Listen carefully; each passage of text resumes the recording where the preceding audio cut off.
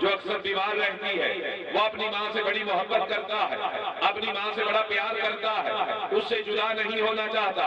اب علم مصطفیٰ دیکھیں، محبوب نے محب کو نہیں دیکھا، محب نے محبوب کو نہیں دیکھا، ماننے والے نے اس کو نہیں دیکھا جس کو مان رہا ہے اور جس کو مانا جا رہا ہے۔ ظاہری طور پر اس نے ماننے والے کو نہیں دیکھا۔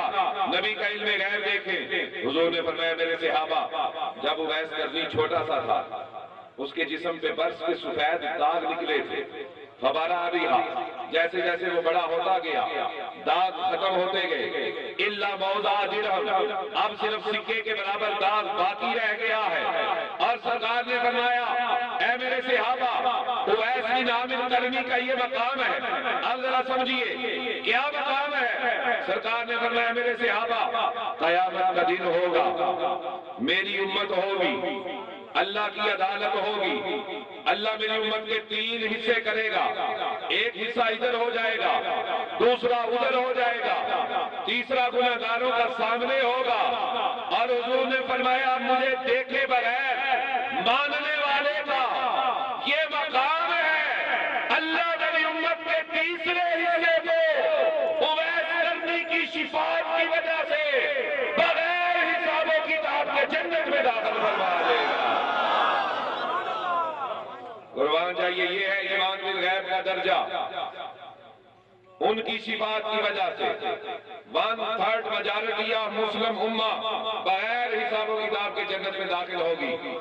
اور حدیث کا آخری جملہ سرکار نے فرمایا اویس قرنی کا اللہ کی بارگاہ میں یہ مقام ہے، لو اقسم علی اللہ لابرہ، سبحان اللہ۔ جو عربی دان حضرات تشریف فرما ہے وہ اس جملے کی چاشنی کو سمجھ سکتے ہیں۔ سادہ سی زبان میں اس کا مفہوم آپ کو یوں سمجھاتا ہوں، ترجمہ تو یہ ہے کہ اگر وہ اللہ کے سامنے قسم کھا لے، اللہ اس کی قسم کو پورا کر دے۔ اس کا مفہوم یہ ہے، سرکار نے فرمایا اویس بن عامر قرنی کا یہ مقام ہے، اگر وہ اللہ کی تقدیر کے سامنے ڈٹ جائے اور کہے اے میرے مولا نہیں، تیری تقدیر یہ ہے، میری مرضی یہ ہے، اللہ اپنی تقدیر کو موڑ دیتا ہے اور اویس قرنی کی مرضی کو پورا کر دیتا ہے۔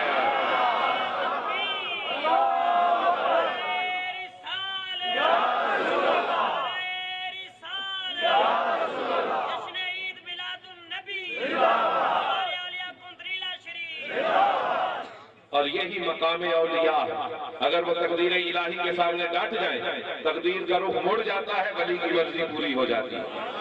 اسی لیے رومی کشمیر فرماتے ہیں قلم ربانی ہاتھ ولی دے، لکھے جو من بھاوے، ولی نو اللہ قوت بخشی، لکھے لیکھ مٹاوے، سہ برساں دے موئے جوائے کہ سکے نیل وگائے، کھسے روح فرشتے ہٹھوں لکھے لیکھ مٹائے۔ باخر دعوایا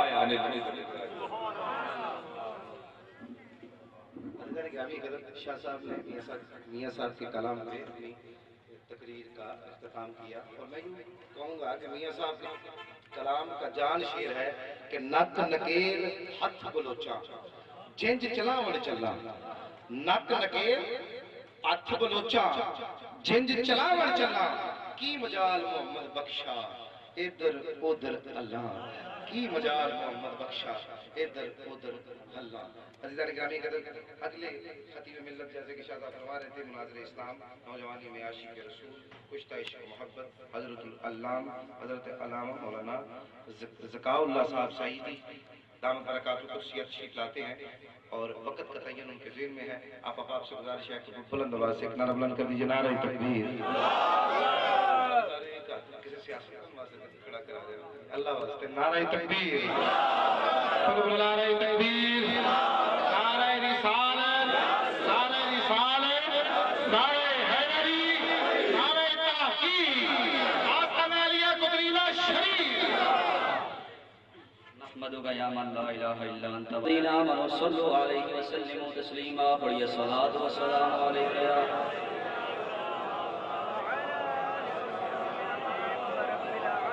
سیدی یا رسول اللہ وعلی آلک واصحابک بک یا سیدی یا رحمت للعالمین۔ حمد و صلوات کے بعد چرخ نقشبندیت کے چمکتے ستارے، اقلیم مجددیت کی کھلی ہوئی کھیتی، الحاج پیر ابن پیر، مرشد ابن مرشد،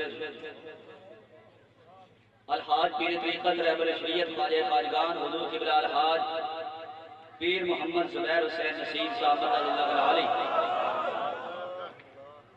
علماء کرام کا جمع غفیر اسٹیج کے اوپر بیٹھا ہے، خطیب پاکستان حضرت علامہ مولانا خورشید احمد نظامی صاحب،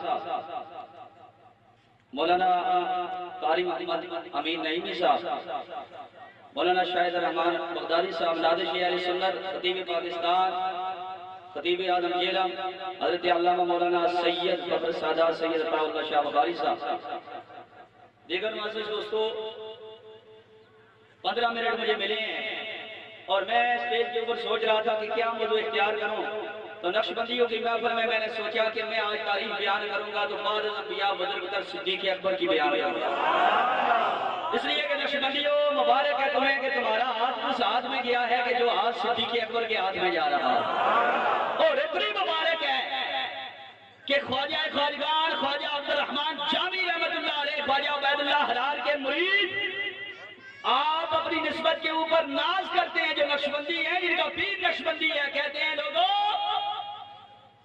اول ما آخر ہر منتہی آخر ما جیب تمنا دہی، لوگوں باقی روحانی پرواز کرنے والوں کی پرواز کی جہاں پہ انتہا ہوتی ہے، ہم نقشبندیوں کی وہاں سے ابتدا ہوتی ہے، باقی پرواز کرنے والوں کی جہاں پہ جا کے انتہا ہو جاتی ہے، ہم نقشبندیوں کی وہاں سے بولو بولو ہماری وہاں سے ابتدا ہوتی ہے،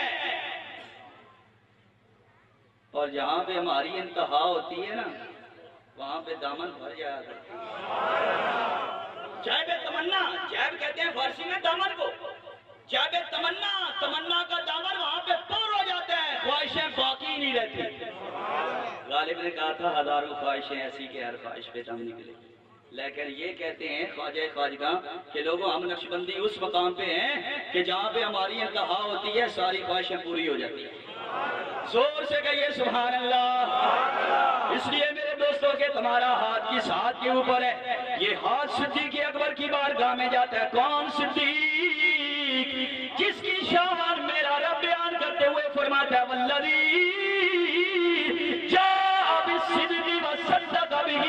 لوگوں ایک میرا نبی جو سچ لے کر آیا، ایک صدیق اکبر جس نے سب سے پہلے میرے نبی کی تصدیق کی، میرا نبی بھی متقی، میرے نبی کا یار غار بھی متقی ہے، نقشبندیوں دور سے کہو سبحان اللہ، خطیب محفل سے عرض کروں گا کہ نعرہ حضرت سے پہلے نعرہ تحقیق لگاؤ، زور سے کہو سبحان اللہ، پیار سے کہو سبحان اللہ، اس لیے کہ ہمارا اہل سنت و جماعت کا عقیدہ ہے، اٹھاؤ شرع قائد نسبی علماء بیٹھے ہیں، اللہ قائد نسبی کی عبارت ہے افضل البشر بعد الانبیاء صدیق اکبر، سارے نبیوں کے بعد اگر کسی کا درجہ سب سے بلند ہے تو سونے صدیق اکبر کا، نقشبندیوں اختیار یار کو تم سے زیادہ کون سمجھے، جنہوں نے ٹوپی سجائی ہے تو اس کے کونے بھی چار ہیں، اس کے کونے بھی چار ہیں کہ تم نے چار یاروں کا تاج اپنے سر کے اوپر سجا رکھا ہے، صدیق اتنی عظمت والا ہے کہ رب کائنات پورے قرآن میں میرے نبی کے 1,24,000 صحابہ میں سے چن کے کسی کو نبی کا صحابی کہتا ہے تو رب فرماتا ہے یقولو لصاحبہ لا تحزن ان اللہ ہمارا، میرا محبوب اپنے یار غار صدیق اکبر سے کہہ رہا تھا غار کی رات میرے یار غار غم نہ کرو، رب تیرے ساتھ بھی ہے، رب میرے ساتھ بھی ہے، نقشبندی تیرا ہاتھ اس شہزادے کے ہاتھ میں گیا ہے کہ جس کا ہاتھ منقطع نہیں ہے، یہ ہاتھ مقبول حسین کے ہاتھ میں ہے، یہی ہاتھ مولوی شریف کے پیر کے ہاتھ میں ہے، یہی ہاتھ مولوی شریف والے کے ہاتھ میں ہے، یہی ہاتھ مجدد الفسانی کے ہاتھ میں ہے، یہی ہاتھ امام جعفر صادق کے ہاتھ میں ہے، جو ہاتھ علی کے ہاتھ میں بھی جاتا ہے باپ کی طرف سے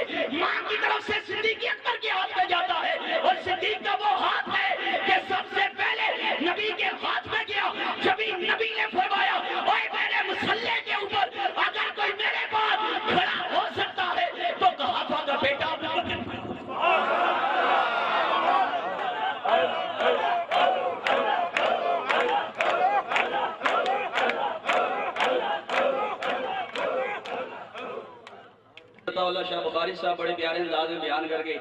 اس کے بعد تو میں اپنے آپ کو جو سمجھ رہا ہوں کہ سورج پہلے چڑھے اور اس کے بعد چاند، تو یہ بدلا سمجھ نہیں آتا، اس لیے کہ سورج کی روشنی زیادہ ہے. کہہ دینا سبحان اللہ. خطیب بھی ہیں اور سید بھی ہیں، آل رسول بھی ہیں، اور انداز بھی بڑا پیارا ہے. اور اس سے پہلے ملتان کے میرے مرشد گرامی حضور غزالی زمان رادی دوران کی دھرتی سے تشریف لائے ہوئے خطیب پاکستان نے کیا خوب بیان کیا. میرے غزالی زمان رادی دوران نے کیا خوب آپ نے بیان کیا صدیق اکبر کی فضیلت کو. میرے حضور غزالی زمان جو بیان کرتے ہیں وہ میں بیان کروں. فرماتے ہیں لوگوں، ہجرت کی رات سرکار نے فرمایا علی بستر پہ لیٹو. علی کو بستر پہ لٹھایا مولا کائنات کو، اور خود کسی کے گھر کی طرف چلے. نا نا نا نا، جس کو یہ امید ہے نا، آرزو رکھتا ہے کہ سرکار میرے غریب خانے بی بی آئیں، ناز کرتے ہوئے کہو سبحان اللہ. جس کے گھر کی طرف میرے نبی جا رہے ہیں، شیعہ حضرات کا معتبر مفسر تفسیر حسن عسکری کے اندر اذ یقول لصاحبہ لا تحزن ان اللہ معنا، اس آیت کے تحت رکھتا ہے کہ نبی کریم صلی اللہ علیہ وسلم علی المرتضی کرم اللہ وجہ الکریم کو بستر پر لٹا کر یار غار کے گھر کی طرف تشریف لے گئے. کافروں کے جلوں سے گزرے، ادھر بھی کافروں کی قطار، ادھر بھی قطار. اللہ کے نبی گزرے، ربی کائنات کا نبی جب گزرا کافروں نے نہ دیکھا، جسم وہی کافروں سے گزر کے آیا، کافروں نے نہ دیکھا. لیکن صدیق اکبر کی بارگاہ میں آئے تو صدیق اکبر نے فوراً دیکھ لیا. جسم تو وہی تھا نا. صدیق اکبر نے تو نہیں سوال کیا، نہیں کہاں ہے کہاں نہیں، اس لیے کہ انداز حسینوں کو سکھائے نہیں جاتے، یہ امی لقبی ہیں پڑھائے نہیں جاتے. ہر ایک کی قسمت میں کہاں دیدار محمد، ابو جہل کو سرکار دکھائے نہیں جاتے. اب گونج بڑھ جائے زور سے کہو سبحان اللہ. اونٹنی پہ سوار ہو کے سرکار غارے سور میں پہنچے، اور جانتے ہو صدیق اکبر نے اپنے محبوب کو اپنے کندھوں پہ اٹھا لیا. لوگ کہتے ہیں مولا کائنات کا مقام سر آنکھوں پہ، ہم بھی مانتے ہیں مولا کائنات کو سرکار نے بت توڑتے ہوئے بیت اللہ کے اندر علی المرتضی کو اپنے کندھوں پہ اٹھایا. امام حسن اور امام حسین جنت کے نوجوانوں کے سرداروں کو اپنے کندھوں پر اٹھایا. حضرت اسامہ کو اپنے کندھوں پر اٹھایا، اپنی صاحبزادی حضرت زینب کی بیٹی کو اپنے کندھوں پر اٹھایا. اور میں نے کہا جن ہستیوں کو اللہ کے نبی اپنے کندھوں پر اٹھائے، جب ان کا بڑا مقام ہے تو اس صدیق کا کیوں نہ مقام ہو جو پائے نبوت کو اپنے کندھوں پر اٹھا لیتا. کاش کہ آپ لوگوں کو سمجھ آئے اور سمجھ کے کہیں سبحان اللہ.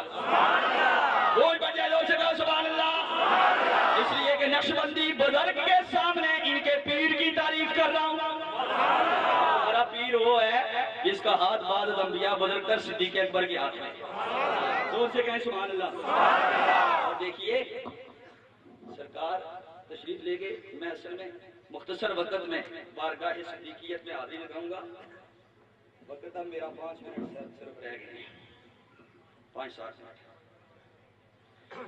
سرکار اندر گئے، صدیق اکبر رضی اللہ تعالیٰ عنہ نے اپنی ران مبارک کو بستر بنا لیا. نبی آرام فرما رہے ہیں. مانتے ہیں ہم علی المرتضی کرم اللہ وجہ الکریم کے مقام مرتبہ اور عالی شان مرتبہ کو باب ولایت ہے، اور سرکار علم کا شہر ہے، علی اس کا دروازہ ہے. اور جس علی کا سرکار اپنے بستر پہ لٹائے اس علی کا بھی بڑا مقام ہے، لیکن جس صدیق کی گود کو بستر بنائے اس کا بھی بڑا مقام ہے. وہ سمجھ آ رہی ہے نا؟ اور جس کی گود کو بستر بنا رہے ہیں، سبحان اللہ، جس کو مسلح پہ کھڑا کر رہے ہیں. مرو ابا بکر یصلی بالناس، بخاری کے الفاظ ہیں. ابو بکر کو حکم دو لوگوں کو نماز پڑھائے، اور یہی بخاری کی حدیث ہے. ام المومنین عرض کرتی ہے حضور میرے ابا جی بڑی نرم طبیعت کے مالک ہیں. حضرت افسان کرتی ہے حضور میرے ابا جی हाजी उमर इब्न खत्ताब को खड़ा कर दीजिए। सिद्दीक अकबर नरम तरबियत के मालिक है। फरमाया तुम तो वो मिस्र की औरतों की तरह हो। देखना यूसुफ अलैहिस्सलाम को चाहती थी, ताने जुलेखा को मारना चाहती थी, तुम ये चाहती हो नबी की बारगाह में इतराज करे ताकि नबी मोहर लगाए कि सिद्दीक की मसल्ले पे खड़ा हो। सुनो सुनो, किस कौम के अंदर अबू बकर जिंदा हो कोई मसल्ले पे खड़ा ही नहीं कर सकता हो। सिद्दीक अकबर जिंदा हो कोई मसल्ले पे खड़ा। बुखारी के अल्फाज हैं, बीमारी के अय्याम में सरकार आए, पर्दा हटाया, देखा सिद्दीक अकबर नमाज पढ़ा रही है। सरकार ने देखा, अल्फाज बुखारी ये हैं, सहाबा इकराम कहते हैं कादा यफ्तरना, हम तो आजमाइश में मुब्तला होने लगे थे कि काबे को देखें या काबे के काबे को। उधर रोक की बिला को है और इधर काबे का काबा आ चुका है। कहिए सुभान अल्लाह, प्यार से कहो सुभान अल्लाह। इसलिए कि सरकार मकसूद है काबा है। सरकार क्या है? बरेली के ताजदार की बात मैं कभी ना करूं ना तो मेरी तकरीर ही नहीं कंप्लीट होगी। इसलिए कि बरेली के ताजदार ने मुझे बड़ा सच्चा मसलक दिया है कि अगर बरेली का ताजदार ना होता तो वापी नजदी पदरी क्या कर देते। मेरे आला हजरत ने फिर इनके सारे के सारे नक्स और अयूब और जो इनके अंदर गंद भरा था लोगों के सामने खोल के रख दिया। फरमाते हैं हाजी हो आओ शहंशाह का रोजा देखो, पढ़िए हाजी हो आओ शहंशाह रोजा देखो। अरे काबा तो देख चुके, काबे का काबा देखो। दर मुर्शद का खाना काबा, हज जरूरी करिए और तकवा रख महबूबा वाला, जल्द हमारा मरिए। ये मुर्शिद का दर है जो काबे के बराबर फजीलत रखता है। इसलिए कि काबा पत्थरों का घर है, काबे में रब नहीं रहता, लेकिन बंदा मोमिन वो है जिसके दिल के अंदर रब रहता है।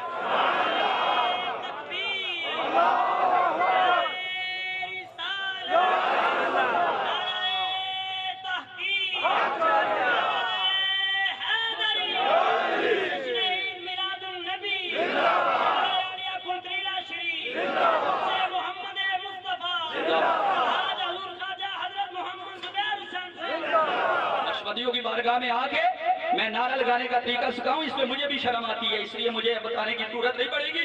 लेकिन ये आखिरी बात स्टेज सेक्रेटरी साहब का इशारा हो गया, करता चलूं। बुखारी की हदीस है, और मैं क्यों सिद्दीक अकबर के फजाइल छुपाऊं जिसके फजाइल सुने नबी ने नहीं छुपाए। बुखारी की हदीस है, औरत आती है कहती है या रसूलल्लाह इन जीतुका बनम अजिल का कान्ना हा तुरीदुल मौत। औरत कहती है या रसूलल्लाह आऊं मैं अब और आपको ना पाऊं तो किसकी बारगाह में जाऊं। मेरे आका ने फरमाया फाती अबा बकर, जब अब आए ना और मुझे ना पाए तो मेरे यारे गार के पास आ जाना। मेरे यारे और काली सनाउल्लाह पानीपती नक्शबंदी मुजद्दिदी बुस्तान सालिकीन के अंदर फरमाते हैं सहाबा किराम ने दुनिया के ऊपर सिर्फ बैत नहीं की थी, दीन के ऊपर सिद्दीक अकबर के हाथ के बैत की थी। उन्हें भी नबी के बाद रूहानी सिलसिला चलाने की जब जरूरत पड़ी तो हजरत काली सनाउल्लाह पानीपती कहते हैं कि दौड़ के सहाबा किराम ने अली अल-बंदुल्लाह ने भी दौड़ के बैत की तो सिद्दीक अकबर की बात की। तभी तो मेरा मौला कायनात इमाम अली अल-मुर्तज़ा करमल्लाहु वजहुल करीम फरमाते हैं लोगों जिस हस्ती को अल्लाह के नबी ने हमारी दुनिया का इमाम बनाया हमने उसको दीन का भी इमाम बना दिया। अल्लाह के नबी ने पर्दा हटाया। लोग कहते हैं सैयदना सिद्दीक अकबर रज़ियल्लाहु तआला अन्हु नमाज पढ़ा रहे थे, सरकार आए, किस लिए आए? किस लिए आए? सरकार ने पर्दा हटाया, देखा पर्दा गिरा दिया, चल दिए। बुखारी की हदीस है, सरकार ने पर्दा हटा दिया, गिरा दिया, फिर चल दिए। लोग कहते हैं सरकार किस काम से आए थे? मेरे नबी का कोई काम बरकत से खाली, रात से खाली नहीं है। मेरे नबी आए, देखा सिद्दीक मुसल्ले पे, उमर पीछे, उस्मान पीछे, मौला कायनात पीछे और बाकी सहाबा पीछे। मेरे नबी देखने आए थे मेरा यारेगार मुसल्ले पे कैसा लगता। काश कोई समझे इन जुमलों को, काश समझे। नक्शबंदियों नाज करो अपने मुकद्दर पे, तुम्हारा हाथ उस पीर के हाथ में है जिसका हाथ सिद्दीक अकबर के हाथ में है, जो बाद अंबिया बुजुर्ग था, बुजुर्ग है, बुजुर्ग रहेगा। तो है कि अल्लाह ताला हमें अकायदे अहले सुन्नत को समझने की तौफीक अता फरमाए, मुर्शिद के साथ सच्ची पक्की लगान और मोहब्बत नसीब फरमाए। वाह محبت سے کہیے سبحان اللہ. جن کا خصوصی ہاتھوں اٹھا کے مک جان ساؤ نہ قدمہ چ جا کے منگنا دعا ربا ہاتھوں اٹھا کے مک جان ساؤ نہ قدمہ چ اچھی بولو یار ذرا مک جان ساؤ نہ قدمہ چ من جا خدایا تینوں واسطہ رسول دا عرضہ قبول کر لے صدقہ بطول دا من جا خدایا تینوں واسطہ رسول دا عرضہ قبول کر لے صدقہ بطول دا روزے تے حبیبہ منو لے چل اڑا کے مک جان ساؤ نہ قدمہ چ جا کے ہر ویلے روزے دے چو پھیرے لاواں پھیریاں ہر ویلے روزے دے چو پھیرے لاواں پھیریاں دل دیاں مراداں پوریاں ہون سبے میریاں چمہ میں سنہری جاری سینے نہ لا کے مک جان ساؤ نہ قدمہ چ جا کے آخری جملہ ہے آسیے مجرم چشتی بردہ زوردہ آسیے مجرم چشتی بردہ زوردہ بخشو خطامہ ایک چھٹا مارو نور دا چھٹنا دیو منو اپنا بنا کے مک جان ساؤ نہ قدمہ چ اتنے جی مکڑے چاہی دے اتنے مکڑے چاہی دے مک جان ساؤ نہ قدمہ چ جا کے اپنے امان سے آخری خطیب ملت ہے من کو دعوت سکن دینے سے قبل حضور پیر صاحب کی طرف سے جتنے بھی مہمانان نزیب وقات اور بالخصوص مکہ مکرمہ کی سرزمین سے خوبصورت شخصیت ہمارے درمیان تشریف فرمائے الحاج حاجی اشفاق احمد صاحب دامت برکات القدسیہ ان کے برادر اکبر چودھری آفتاب بہن صاحب منیر چشتی صاحب اور جتنے بھی علماء کرام یہاں پہ تشریف فرمائے میں دل حاجی محمد امجد صاحب ناروال سے تشریف لے کے آئے ہیں میں دل کی مدینہ منورہ سے تشریف لے کے آئے ماشاءاللہ سبحان اللہ ایک طرف مکہ شریف ایک طرف مدینہ شریف لے آئے ہیں یہ منظر بھی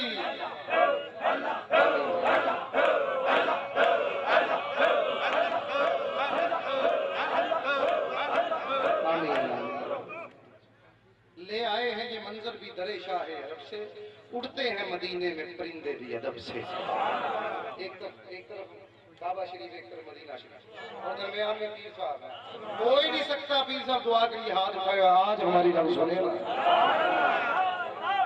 ملتمسوں بڑے ادب کے ساتھ عزیزان گرامی قدر پھر جتنے بھی مہمان نزیبدار علماء کرام نعت خانہ نشین بیان اور جتنے بھی خادمین آئے ہیں میں پیر صاحب کی طرف سے اپنی طرف سے آپ سب کی طرف سے ان مہمانوں کا تہ دل سے شکریہ ادا کرنے کے بعد ملتمسوں میرے مسلک اہل سنت کی جان میرے مسلک اہل سنت کی آن میرے مسلک اہل سنت کے صحیح معنوں میں ترجمان اور میرے مسلک اہل سنت کو پلیٹ فارم پہ ایک ایسی جاندار آواز ہے جو منکر کا سینہ چیر کے یہ بتاتی ہے کہ ہم یا رسول اللہ کا نعرہ لگانے والے ہیں ملتمسوں بڑے کے ساتھ کچھ عشق و محبت حضرت العلام حضرت علامہ قاری اقبال اکبر ساکی صاحب دامت برکات القدسیہ فاضل مناظر قرآن یونیورسٹی لاہور آپ تشریف لے کے آئے تشریف لا کر اپنے مواد حسنہ سے ہمارے قلوب و اذہان منور فرمائے خصوصی خطاب ہے ان کا ذرا خصوصی نعرہ سننا چاہتا ہوں نعرہ تکبیر ایک ہاتھ کھڑا کر کے اس کے بعد دعا ہونی ہے اب تجھ سے دعا لینا چاہتا ہوں نعرے کی صورت میں سارے میرے بھائی بولو بولو نعرہ تکبیر نعرہ تکبیر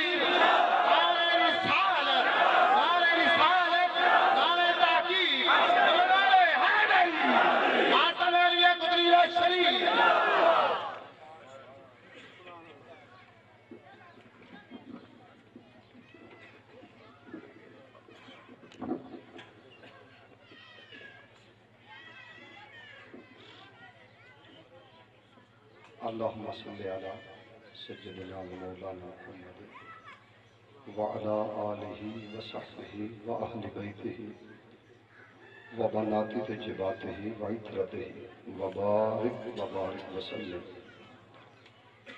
نحمده ونصلي ونسلم على سيدنا ومولانا محمد رسوله النبي الأمين مقیم کریم الرؤوف الرحیم اما بعد فاعوذ باللہ من الشیطان الرجیم بسم اللہ الرحمن الرحیم قال اللہ تبارک و تعالی فی القرآن المجید انما امرہ اذا اراد شیئا ان یقول له کن فیکون صدق اللہ مولانا العظیم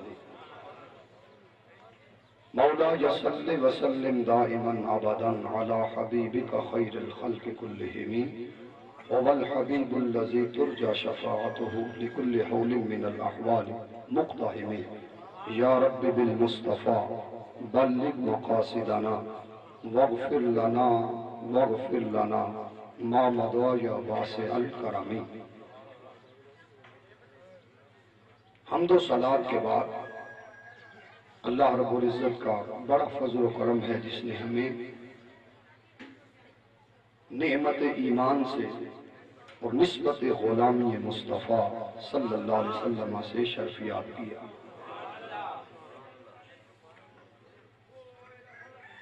الحمدللہ ہم آج ایک ایسے ولی کامل کے ساتھ دن گزار رہے ہیں. اگر انسان کی بخشش کے کروڑوں گوشے ہیں تو ان میں ایک یہ بھی شامل کر لینا کہ آج کا گزرا ہوا دن اللہ نے اس پاکیزہ محفل کے صدقے سب کو بخش دیا.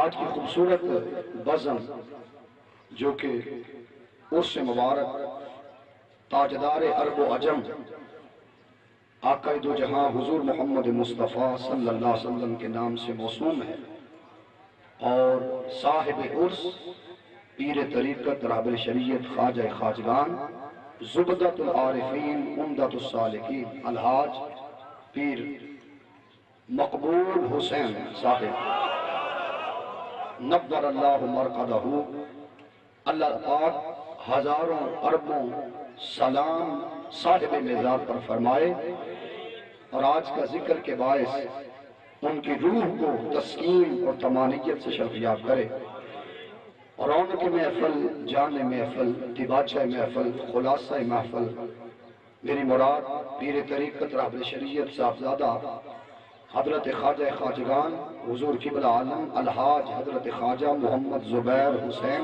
نسیم صاحب دامت برکاتہم زیب آستانہ عالیہ مجددیہ مقبولیہ کنتریلہ شریف آپ جیلہ. بڑے بڑے علماء ذی وقار تشریف فرما ہیں. میں سوچ رہا تھا کہ مجھ سے پہلے بڑے بڑے خوبصورت علماء ذی وقار نے اپنے الفاظ سے آپ کو سرفراز کیا اور یہ ویسے ایک امتحان ہوتا ہے کہ جو آخر پہ بندہ آئے اس کے لیے بڑی یہ آزمائش ہوتی ہے کہ موضوع کو منتخب کرنا اور پھر اس کو چلانا. تو میں سب سے پہلے تو حضور پیر صاحب کو مبارکباد پیش کر رہا ہوں کہ ماشاءاللہ ہزار کی تعداد میں لوگ موجود ہیں اور بڑے پیار محبت اور لگن اور چاق و چوبند طریقے سے سن رہے ہیں. وہ تھکن نہیں ہے, وہ سستی نہیں ہے, پوری محبت سے یہ سماعت کر رہے ہیں. اور محترم پیرزادہ پیر طریقت رہبر شریعت صاحبزادہ پیر سید رئیس علی شاہ صاحب بھی تشریف فرما ہیں.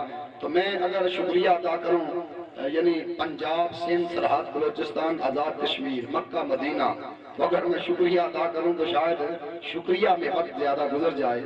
تو صاحبزادہ والا شان سے میں نے عرض کیا کہ کتنا عرض کر دیا جائے تو حکم ہوا کہ ابھی نماز ظہر بھی پڑھنی ہے تو 3:08 میرے پاس اگر وقت ہے تو میں چاہوں گا کہ میں اپنے خطاب کو 3:50 تک مکمل کر دوں.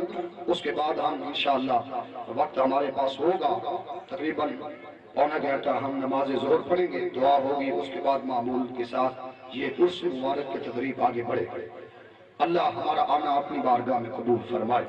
بس ایک جملہ عرض کر رہا ہوں اس کے بعد خطاب کو شروع کرنا چاہتا ہوں.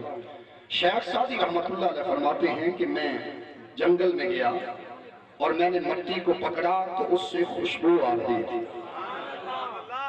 مٹی سے خوشبو آ رہی تھی. تو میں نے کہا تو مٹی ہے, تجھ سے بو خوشبو کیسے آئی؟ تیری خاصیت مٹی, تیری جنس مٹی, پھر خوشبو کیسے آ گئی؟ تو اس مٹی نے کہا سعدی میں نے کچھ عرصہ پھولوں میں گزارا ہے اور میری نسبت پھولوں سے ہے تو ہوں مٹی, مگر جب سے نسبت پھولوں سے ہو گئی اس نے بھی مجھ میں خوشبو پیدا کر دی. تو بس سمجھ لیں آج اگر چہروں پہ نور ہے تو کسی صاحب مجلس کے باعث. اگر آج دلوں میں رونق ہے اور دلوں کو طمانینت نصیب ہے تو کسی صاحب قلندر کے باعث. جس کو اقبال نے کہا ہجوم کیوں ہے زیادہ شراب خانے میں، فقط یہ بات ہے کہ پیر مغاں ہے مرد خلیل. پیر مغاں ہے مرد خلیل. تو میں اپنی گفتگو کو علماء ذی وقار کا شکریہ، انتظامیہ کا شکریہ، آپ تمام احباب کا شکریہ، حضور پیر صاحب کا. آج کا موضوع عرض کرنا چاہتا ہوں. بولنا میں نے تھوڑا ہے مگر بولنا ستھرا، اور پتہ نہیں آپ نے ستھرا سننا ہے کہ نہیں سننا. محترم رفعت اقبال صاحب تشریف فرما ہے، تحریک منہاج القرآن ضلع جہلم کے ناظم. اللہ ہم سب کا آنا قبول فرمائے. تو جو موضوع رکھنا چاہتا ہوں شان تکوین و تصرف اولیاء. میں نے اس موضوع کو لے کر چلنا ہے قرآن و سنت کی روشنی میں. سب سے پہلے تو مقام کون اور تکوین عرض کروں گا. اسی تکوین کو آقا دو جہاں کی ذات پہ لے کے آؤں گا. اور جب آپ سمجھ چکے ہوں گے اس موضوع کو، پھر تیسری کڑی ہم اولیاء کی بزم میں آ جائیں گے اور ہمارا موضوع مکمل ہو جائے گا. انتہائی یہ ایک علمی نکات بھرا عنوان اور موضوع ہے، اور اس کو آپ جتنے پیار اور محبت اور توجہ سے سنیں گے انشاءاللہ دل اتنا منور ہوگا.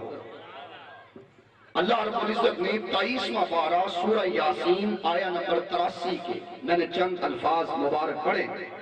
فرمایا انما بے شک امرہ، اس کا امر یہ ہے، اذا اراد شیئا، جب وہ کسی شے کا ارادہ کرتا ہے، جب وہ کسی شے کا ارادہ فرماتا ہے، ان یقول لہو، اس سے کہتا ہے کون ہو جا، فیکون، پس وہ چیز ہو جاتی ہے.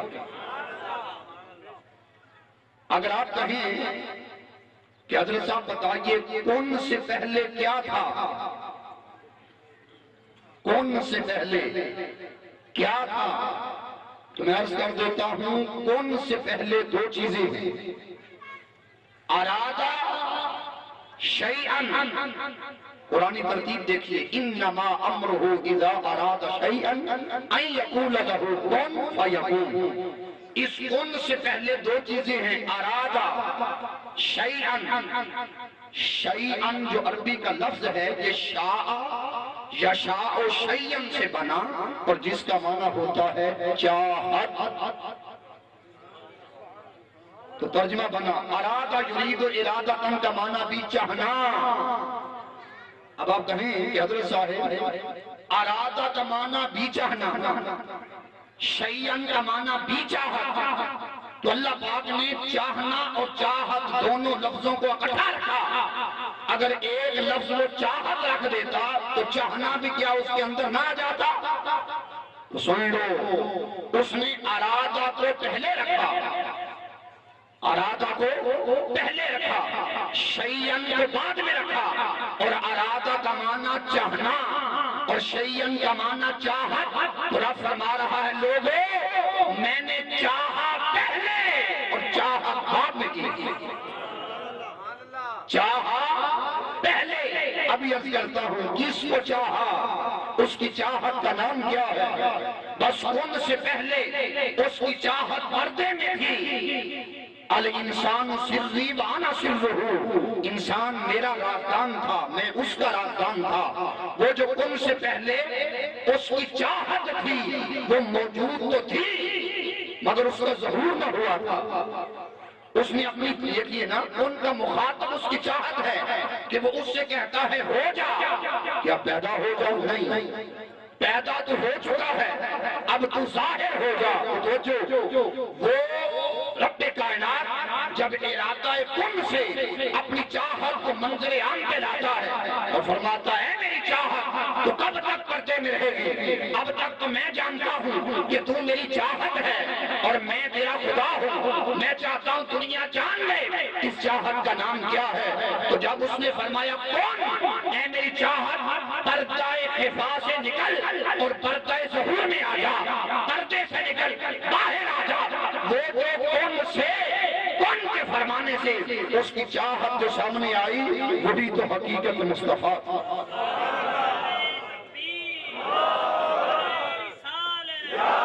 تو حقیقت مصطفیٰ صلی اللہ علیہ وسلم تو جو اتنی باریک دھار ہے، شان مصطفیٰ، مقام مصطفیٰ صلی اللہ علیہ وسلم اتنی باریک دھار ہے، ادھر دیکھو تو رب کی چاہت ہے، ادھر دیکھو تو حقیقت مصطفیٰ۔ اس لیے جواہر البحار میں علامہ اسماعیل نبھانی رحمت اللہ علیہ بیان فرماتے ہیں، اسی بس حقیقت کے ساتھ ایک جملہ جوڑنا چاہتا ہوں۔ ایک جوڑ دیکھیے، جوڑ کہ جب حضرت علی المرتضیٰ اور سیدنا فاروق اعظم رضی اللہ تعالیٰ عنہما دونوں کو بھیجا، جاؤ اویس سے کہنا جبہ بھی لے لینا، دعا بھی کرنا، پھر دعا بھی ہوئی، جبہ بھی دیا، سلام کلام بھی ہوا، اور حضرت اویس کرنی نے ایک دل کے تار کو چھیڑا، فرمایا بھائی علی اور عمر، تم جو آقا دو جہاں کو تکتے رہے ذرا تکنا بتاؤ تو صحیح، ان کا حسن کیسا تھا، ان کا جمال کیسا تھا، ان کی صورت اور سیرت کیسی تھی، ان کا خلق اور خلق کیسا تھا، بیان کرتے گئے۔ ایک ہی مجلس میں 23 سال کا عرصہ بیان کر دیا۔ جب ان دو صحابہ نے بیان کیا تب وہ عاشق صادق بولا، بھائی عمر اور علی مجھے کتنا بتا دے، کیا تم نے حضور کو دیکھا؟ بیان کر دیا، پھر فرمایا کیا واقعی دیکھا؟ کہا ہاں، تکتے رہے۔ فرمایا سن لو، جو تم نے دیکھا تھا وہ تو مصطفیٰ کا پردہ تھا، جو تم نے دیکھا تھا وہ تو مصطفیٰ کا عکس تھا، رہ گئی حقیقت کی بات۔ وہ ابو بکر جو سفر میں ساتھ، بدر میں ساتھ، خلوت میں ساتھ، جلوت میں ساتھ، بدر میں ساتھ، احد میں ساتھ، حنین میں ساتھ، تبوک میں ساتھ، ہر جگہ ساتھ، نمازوں میں ساتھ، اسے بھی ایک مرتبہ فرما دیا ابو بکر ساری عمر میرے ساتھ رہا، کہیں یہ خیال نہ آ جائے میں حضور کی حقیقت تک پہنچ چکا ہوں، اصلیت تک پہنچ چکا ہوں۔ یا ابا بکر لم یعرفنی حقیقتا سوا غیر ربی، ابو بکر محمد کی حقیقت کو کوئی نہیں جانتا سوائے میرے بنانے والے کے۔ کیوں کہ جب کن کے پردے سے مجھے ظاہر کیا گیا اس وقت کوئی آنکھ نہ تھی جو مجھے دیکھتی، کوئی کان نہ تھا جو مجھے سنتا، کوئی دل نہ تھا جو محسوس کرتا، ایک حقیقت مصطفیٰ تھی اور ایک خدا تھا۔ خدا چاہت کو دیکھا کرتا تھا، چاہت اپنے مولا کو دیکھا کرتے۔ تو حاضرین عرض کر رہا ہوں کون؟ یہ اللہ رب العزت کی صفت بھی ہے، کلام بھی ہے۔ اب بڑا ایمان افروز مرحلہ آ گیا، انما امرہ، اس کا امر یہ ہے، امر یہ ہے تھوڑا سا مشکل مرحلہ، مگر ہم چاہتے ہیں کہ تھوڑی سی نظم کے ساتھ گفتگو ہو۔ علماء زیبدار تشریف فرما ہے۔ امر قرآن مجید کھنگالو، اللہ نے 4 امر بیان کیے، 4 ہی امر اور 4 ہی کن، 4 ہی کن اور 4 ہی امر۔ یاد رکھیے پہلا امر اس کو کہتے ہیں امر ابتداء، الف با دال الف عین، بادا شروع کرنا۔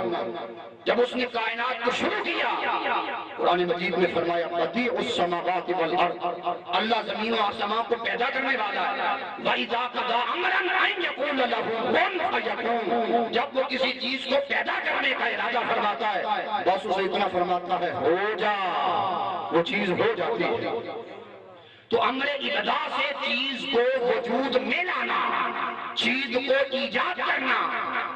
دوسرا امر ہے امر تخلیق، جب کوئی چیز پیدا ہو جاتی ہے پھر اللہ پاک اس کو خلقت کر کے اس کو بڑھاتا ہے، انکریز کرتا ہے، پھیلاؤ کرتا ہے۔ جیسے قرآن مجید کے اندر فرمایا قال كذلك الله يخلق ما يشاء، اسی طرح اللہ پاک جس چیز کو چاہے تخلیق فرماتا رہتا ہے۔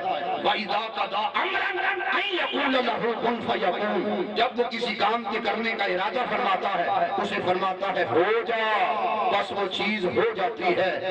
اب حاضرین پھر تیسرا امر، وہ امر قرآن مجید سماعت کیجئے تیسرا امر عرض کرنا چاہتا ہوں وہ ہے امر تدبیر. اللہ پاک فرماتے ہیں هو الذی یحیی و یمیت، وہی ہے جو زندہ بھی کرتا ہے اور مارتا بھی ہے. فاذا قضى امرا ان یقول له کن فیکون، جب وہ کسی کام کے کرنے کا ارادہ فرماتا ہے اسے فرماتا ہے ہو جا، بس وہ چیز ہو جاتی ہے. چوتھا امر وہ امر اختتام ہے. هو الذی خلق السماوات والارض، وہی ہے جس نے زمین و آسمان کو پیدا کیا. وَيَوْمَ يَقُولُ كُن فَيَكُونُ، اور قیامت کا دن ہوگا وہ دنیا کو ختم کرنے کے لیے فرمائے گا کون، اے پھیلی ہوئی کائنات ٹھہر جا. کون سے کائنات شروع کی، کون سے سلسلہ بڑھایا، کون سے نظم اور ترتیب دی، اور کون فرما کر کہے گا ٹھہر جا تو کائنات پھیلی ہوئی رک جائے گی. تو بات یہاں تک پہنچی پہلے تین کون ہے تو بات مشکل. میں نے کہا کہ جو آخر میں خطیب ہوتا ہے وہ قدر تھوڑا سا لوگوں کا ٹیمپو لو ہو جاتا ہے، ذہنی کیپیسٹی وہ نہیں رہتی کلام سننے کی. تو میں خود بھی کوشش کر رہا ہوں کہ جو موضوع چلایا ہے اس کو کسی اینڈ تک لے کر جاؤں، مگر اس کی بنیاد قرآن و سنت سے اور قرآن اور حضور کی سیرت سے رکھنا چاہتا ہوں. اس کے بعد پھر یہی ولیوں میں جب بات آئے گی تو پتہ چلے گا ولیوں کی شان نہ قرآن سے ہٹ کر ہے نہ صاحب قرآن کے فیضان سے ہٹ کر ہے. اگر بات تو